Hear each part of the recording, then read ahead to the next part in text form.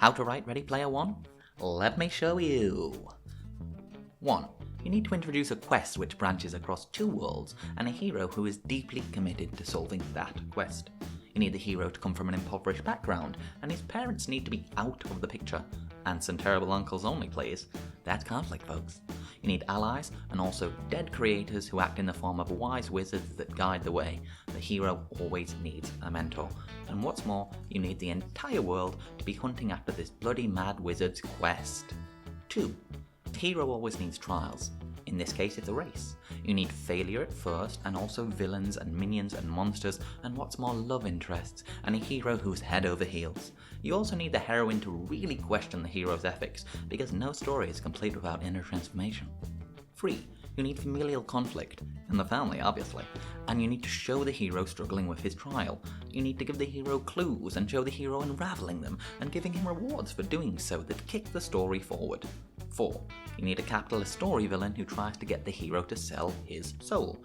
You need mercenaries who are sent to kill the hero, and you need magical upgrades too. Oh, and did I mention romance? You need romance. You also need more story clues, which lead to more story trials, and the hero really needs to be put through the ringer.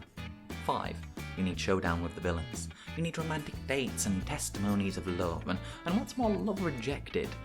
You need death in the family too. This really gives the hero a reason to change, you see, and it works, and which also really hammers home the stakes. Death. 6. You need the hero to continue his journey of trials. You need to show the hero and his allies winning and progressing, and you need further clues to match. After winning, you need to bring them right back down to earth again. You need to have the villain's henchwoman capturing the heroine, and you need the group to split. You need things to be bad. That's story, folks. 7. You need plans to free the imprisoned heroine. You need great obstacles that stand in the way. The Orb of Asuvox.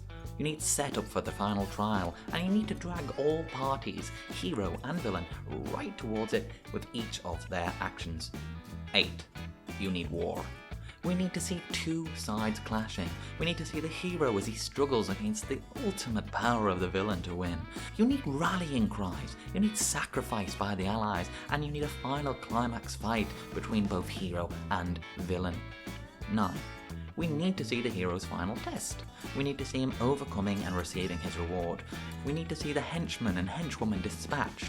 We need to see the villain's plans turn to ash. We need to see change within the real world for the better, and the subsequent climax of the heroine and hero's love story, and what's more, hope for the future.